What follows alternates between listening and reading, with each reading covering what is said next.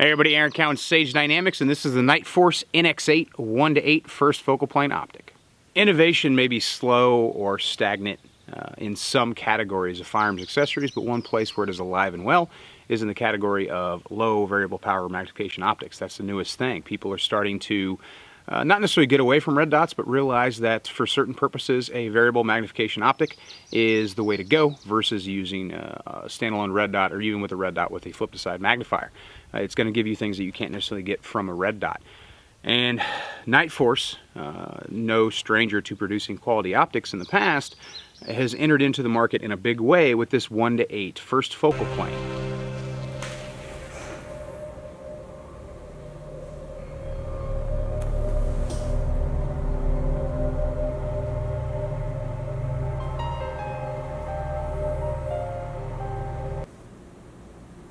Of course, the first thing that we need to understand is what we're actually talking about. It's a 1:8 by 24, and some people think that on the high end, the 8x magnification, it's going to lend itself very well to precision rifle work. And I wouldn't necessarily agree with that, especially considering the reticle, which we'll get into. And the actual adjustment sizes are a little bit more gross than fine-tuned than what you'd expect for a long-range precision rifle optic. What this is basically, if you had to categorize it and you had to refer to it in a very simplistic way, is to say this is a red dot that goes out to 8 power and has the additional value of being able to estimate range holdover a little bit more reliable than you're going to get from just a projected 2 MOA red dot point of aim like you're going to get from your red dots. I would not rely on this in any way, shape, or form for any long-range precision work. The bridging application for this optic would be such as a short-range or intermediate-range police sniper rifle, or even on the competition side, this thing would lend itself very, very well to 3-gun because its features are a little bit more advantageous than what you've seen from comparable 1:8s and 1:6s in the past. The particular model I picked up for review process is the MOA model, so my turret adjustments are half MOA. Already you're probably scratching your head thinking, okay, that's actually quite a large adjustment size for a precision optic. And that goes back to kind of what I just talked about. The purpose of this optic was not necessarily intended to be long range precision, especially only at 8x magnification, although you can get really, really far out there, and I did during the review process with an 8x magnification. But being first focal plane, the reticle is going to behave slightly differently.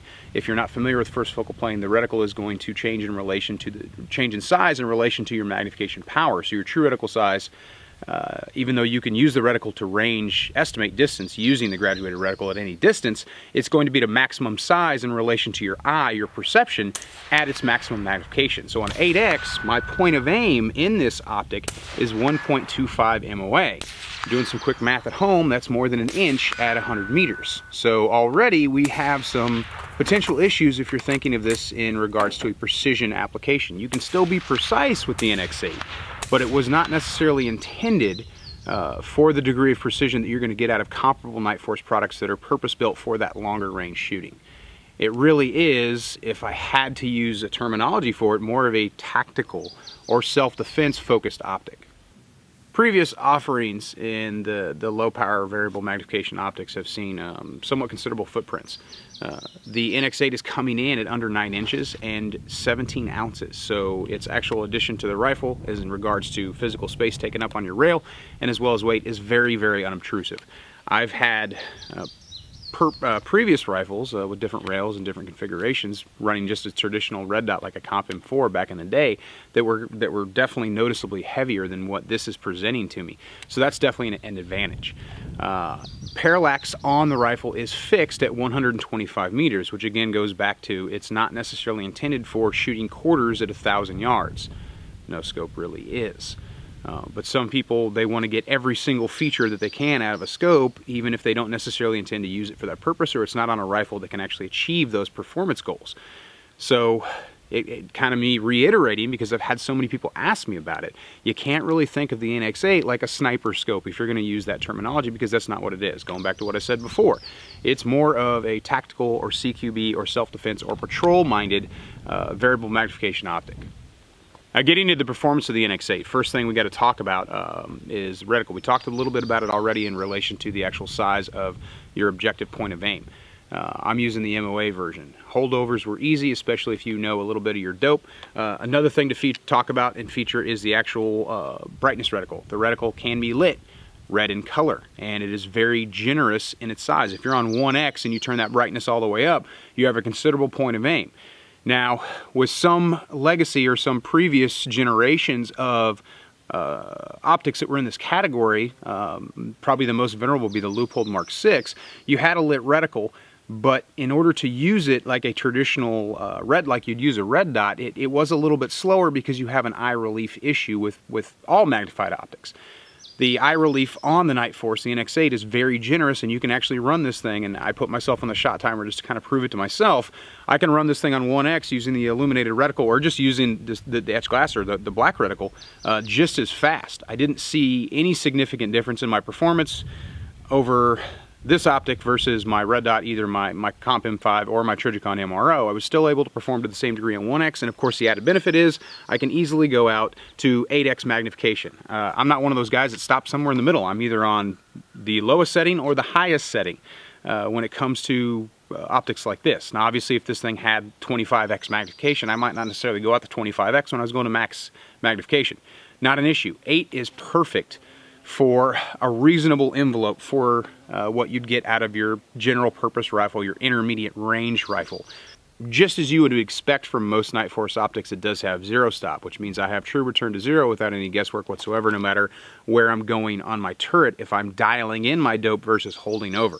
Now my elevation knob is exposed, easily adjusted to use, whereas my windage knob, and I kind of like, is actually covered and protected. I used to go back and forth on captured knobs because I wanted to be able to make the adjustments, but I find the longer and longer I shoot versus from when I first learned to use reticles like they're supposed to be used, the less I actually mess with my windage. In fact, I don't usually mess with it at all. Even if I'm going to dial in my elevation, I'm probably just going to hold for wind because it just makes life so much easier. So I'm glad that they were able to knowledgeably protect that, my horizontal adjustments on the optic. Of course, we got to talk durability, and I'm sure those of you who have been following the channel and have seen me do optics reviews in the past are already waiting for me to throw this thing off a balcony, and I'm gonna. But first, I want to talk about the relative performance of the optic. Remember, we go back to that reticle again, that 1.25 MOA. So when I did a confirmation or a control group prior to the durability test, one thing that I found is my reticle literally fills up my entire point of aim. So every shot I fire, unless I was to go back and completely re-zero the gun, is hitting underneath a reticle that I cannot see where I'm hitting. I know this Lantac Raven is a .25 to .50 MOA gun. I've verified that countless times. With the right ammunition, that's what it's going to shoot. Now, I shot this control group with 77 grain Black Hills, and even though I try not to track my bullet holes as I'm shooting a group, I try to put the reticle in the exact same place every time. Because the reticle is relatively the exact same size as the point of aim, if I'm covering it, I don't know necessarily how much drift, high, low, left, right. And shooting out to 100 yards, just the slightest deviation can cause a significant difference in point of aim, point of impact at that distance. So here's the 5-round group prior to the durability test.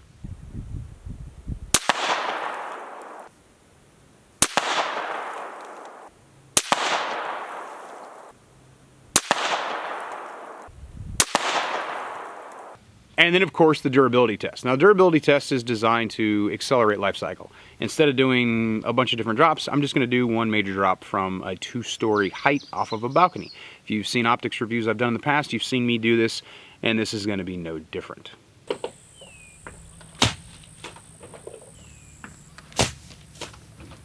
And as always, my disclaimer: if your rifle takes a significant spill, falls over, leaned against a wall into a hard surface, leaned against a bumper, falls off a table, falls in the gun safe, what have you, you should definitely check the zero on your optic before you trust your life to that optic. That being said, here's my 5-round group after the durability test.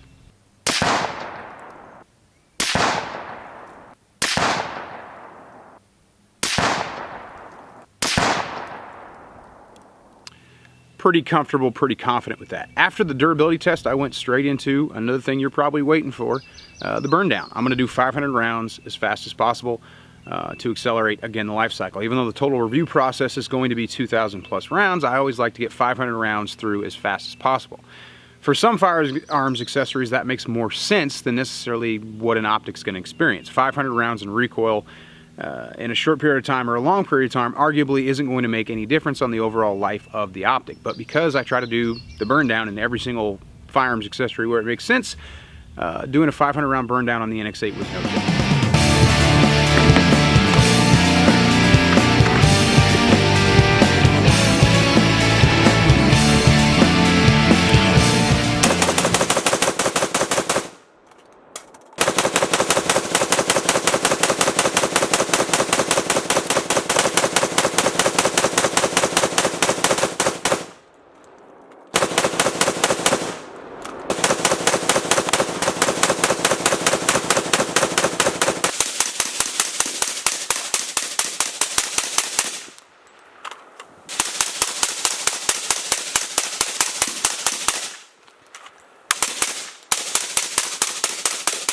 Of course, it made it through with no problems. One of the things I was looking for during the burn down, because I wasn't so worried about direct heat transfer to the optic based on its mounting position in relation to where all the heat's being generated, it's not like a suppressor or trigger or barrel, is I ran the reticle on maximum brightness, and what I was looking for was any kind of reticle refresh issues or any kind of blinking, flickering that you might get. I've noticed this on some optics in the past, that when you're really on the gun or you're making a lot of movements even, the refresh rate just isn't there and your optic can kind of flicker on you.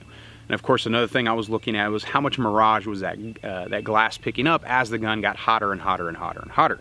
500 rounds gets a gun really, really hot. I'm pleased to say that the optic reticle, as far as I could tell, performed flawlessly. Obviously, I didn't have any problems with the optic itself, or we'd be talking about those. And the mirage, the heat that I was getting off the gun, wasn't perceptible until towards the end of the 500 round burn down process, when the heat started to get, well, so hot it was hard for me to, I had to go to a magwell grip because the gun was so warm. Well, I'm not gonna say warm, I'm gonna say it was really hot. Injure yourself hot. Overall impressions on the NX8, I can go from 1 power CQB or self-defense or real close quarters distances out to shoot and steal at 150, 200, 300 meters and not miss a beat. The reticle, it does take a little bit to get used to, especially if you're going to run 8X and you're trying to shoot out to 100, 200, 300. But if I'm a very self-defense focused person, I'm thinking about reticle relative to the size of the human form. I'm still going to be able to get good incapacitory hits in those high critical areas of the body without that reticle becoming so intrusive. It's not going to cover up the whole person. 1.25 MOA at 300, 400, 500 meters is not that big of a deal as long as you have a really good zero on the rifle itself. There really isn't a whole lot else that needs to be said about the NX8. Based on my experience, the other low power variable magnification optics I have and I've used in the past, this is definitely by far my favorite. Kind of kicking myself for not getting the mil version because I do prefer mil over MOA, but this just gives me an excuse to pick up a second one, which is something I definitely plan on doing, because until somebody comes out with something better, this is definitely, all things considered, lightest, shortest, smallest footprint, best reticle option. I would like to see the objective point of aim be a little bit smaller, maybe 0.75, maybe 0.50, 125 is just a really weird number for me. And I would like to see the adjustments, even though it's not intended for long range precision work, I still would like quarter MOA or 0.10 MRAD adjustments optional on my turrets. But other than that, zero stop, reticle brightness, reticle settings, and I like how it's on, off, on, off, on, off, on, off, on, off, versus I have to spin all the way around. Battery life has also been very good, so I'm definitely happy about that. Obviously, it's not going to give you the same runtime as you're going to get from like an aim point, but as long as you remember to turn it off occasionally, your battery is going to last you as long as it probably needs to in between battery changes. So I'm giving the NX8 basically a pass with flying colors, and it's definitely going to be my go-to low power variable magnification optic. I'm Aaron Count with Sage Dynamics. Train accordingly.